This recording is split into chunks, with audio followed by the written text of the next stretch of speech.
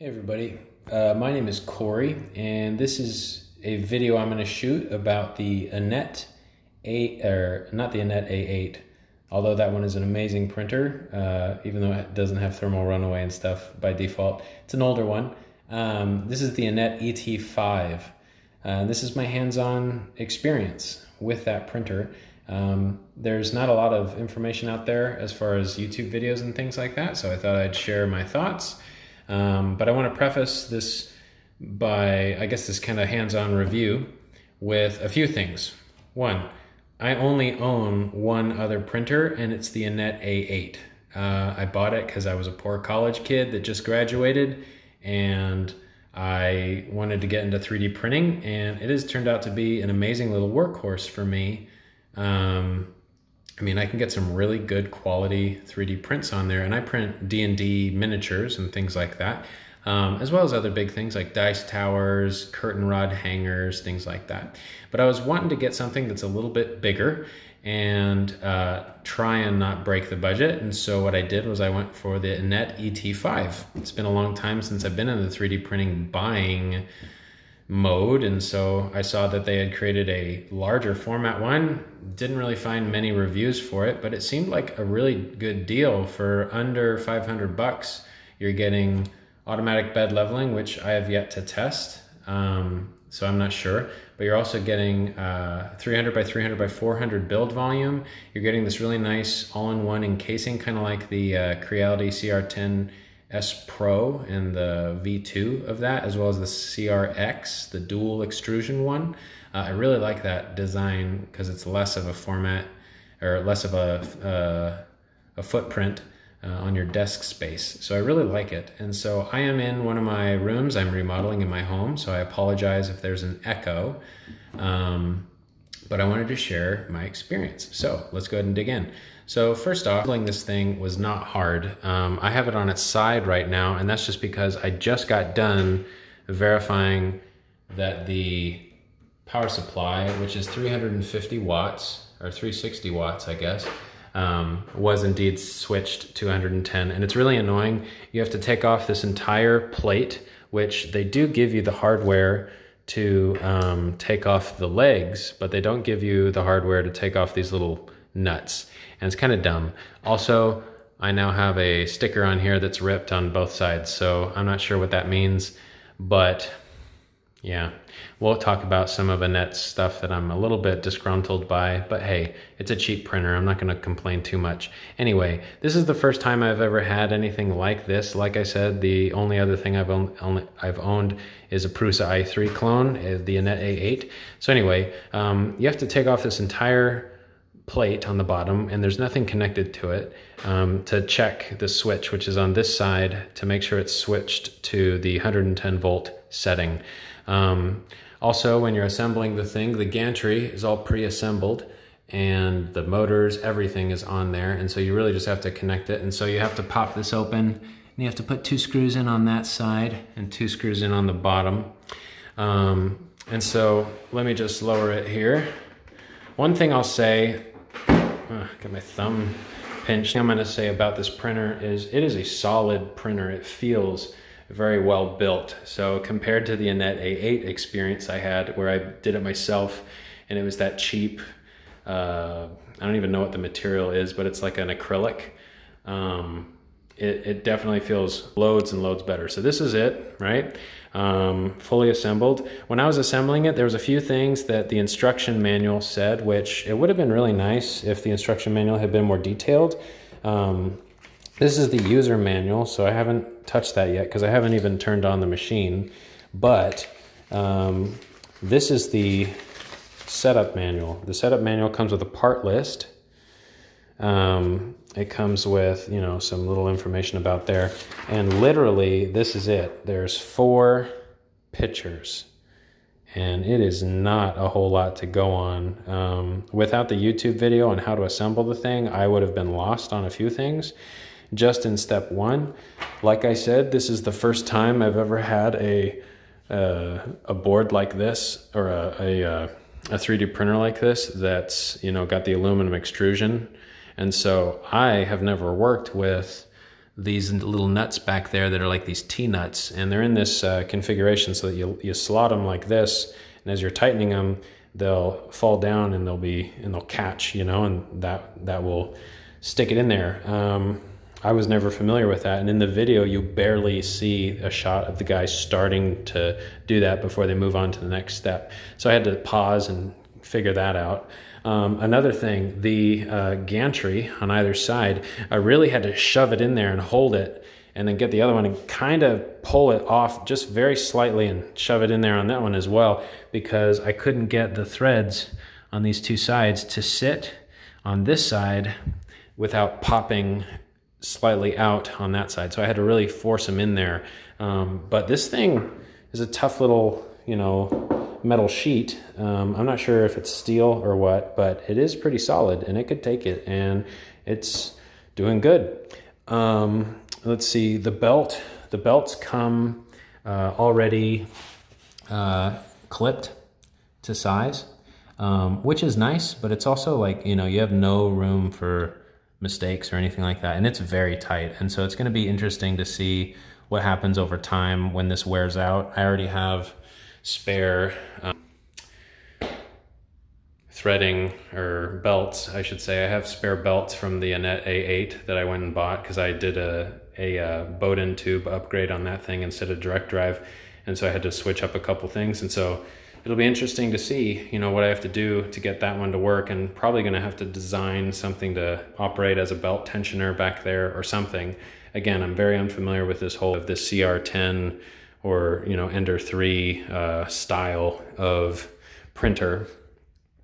What are some of the things that I found annoying while assembling this thing? Because don't get me wrong, this thing has been a joy to assemble. It's been so simple. All of this pre-assembled, this easy to just slide on there, and all this stuff is very easy. It's a very plug and play feeling compared to the Anet A8. I think it's really great. I've gone over most of the bolts. I probably should go over more of them just to make sure that everything is tight. The filament runout sensor seems pretty nice. That's another thing that I'm really hoping to test here and make sure it works. The board, hooking up the board, this picture here, it shows everything, except it doesn't ever explain that whatever SZ is, it's not there. Like, even in their video, they leave it undone, and I'm not sure what it's for. So maybe if Anet ever sees this, they can let me know what that's for. But other than that, it's been really great. You know, everything's really easy to hook up here, you know, especially compared to the DIY kit where you have to build it from scratch with the Anet A8. Other than that, there were a few complaints that I had. My first complaint, I already mentioned, was the gantry. I had to really cram it in there and muscle it a little bit. Not a lot, but it was enough to be annoying. Another thing, there was a bit of a wobble when I first got this printer, and it was because the wheels on the track were slightly loose. And so I saw that I could just go in there and tighten them, but nothing on the other side. And even if I wanted to tighten them, I can't reach the nut on the other side. So I had to take off this red bar, and I had to slide this whole thing off, which meant that I had to undo the belt on the underbelly here. I had to, you know, there's a little, what do you call it? A little wheel that this sticks on. And so I had to pop that off. I had to take these two off, pop this off, and then I had to slide the whole thing off, take the glass bed off, get the screws undone, and then I had to fiddle with the tensioning hardware for these wheels. Now it's annoying because these two, on this left side, for some reason, these two wheels just go and screw directly into this metal sheeting that they're using as the slider, right? And then those two have the nuts on them. And I don't really understand why they decided to do that. I was luckily able to tighten this one just a little bit enough, and so there's no more any wobble. But still, that's kind of a frustrating thing, because now if I ever want to fix this, I'm gonna have to poke through that myself, because you can see maybe I can get the right angle. You can see right here where my finger is that there's already the cutout there where they did it on that side. So I have no doubt in my mind that we could punch through that and put some hardware in there if we really wanted to, for some customization of this thing, which maybe I'll do. I'm not really sure. It already seems pretty nice on its own. But yeah, other than that, there was one other thing which sadly I cannot fix. And that's that when I took this thing off or out of the packaging, this all came with all the tubing. It was all wrapped up in a bag. And I took it out of the bag and this was loose. And I thought, oh, well, I just need to open up the shroud of the fan, which is just this bolt and that bolt. And I need to take that out and just tighten. There's 2 nuts back here, right? You can see 1, 2. I think it's rather annoying that there's not enough clearance. There's not enough clearance on the extrusion rod and that nut. You can't really see it from any angle. Well, maybe from behind. There's not really enough clearance that the 2 nuts down there, if I were to put them through any further, they would start to grind on this, which if I still have it here, you can see I tightened it down right here and it started to grind. But that was after I took the extruder off.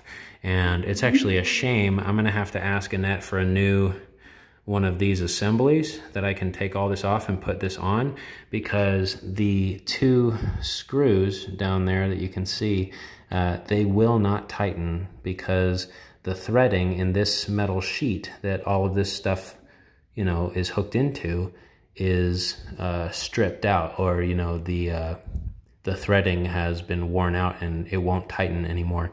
And so literally this is stuck being loose, which is a real shame. It's not incredibly loose, but if you look at the bottom here, I mean, there's a lot of wiggle right there. So I'm still gonna try printing something with it and see if it manages to work, but my hopes are not very high with that. So other than that thing that I can't fix myself, everything else I was able to solve by just making sure to read the instructions, watch the YouTube video. I assembled the thing in total over the last 2 days, but it was because I have 2 young kids and my in-laws in town right now. And if I were to sit down and actually dedicate all the time that I put together and consolidate it, I would say that I probably put this thing together in about an hour. And that's someone who's never put together a set like this and who's ever only owned one other 3D. Granted, the Anet A8 is a lot more work to put together, but this thing was really simple. I mean, everything was basically, it's kind of a spoon feed. So anyway, there's a couple other things I wanted to mention. I already took a look online, and I'll probably upload the other video because I was going to do this whole series in parts, but it got a little detailed. So maybe I'll upload that series as well as just this one as a general. But yeah, on here you get all the documentation and some G-code and other things like that. So gonna give that a try here and power it on and see what happens in a separate video, because this is already like 14 minutes long. But so far, it's been a really nice experience, very enjoyable, especially when you compare it to Annette's, their A8 model. But yeah, the thing seems really well put together, and I'm excited to give it a go. It's gonna be really cool. I really hope that the sensor works. I've heard not good things about this style of bed leveling sensor. I've heard it's kind of hit and miss, and that a BL Touch is better, but I can pick one of those up and probably 3D print a new shroud or something like that to hold on to it in the future. So anyway, I'm gonna go ahead and stop this video, and I'm gonna start a new one where I just turn it on and we'll see what happens. So yeah, see you in the next one.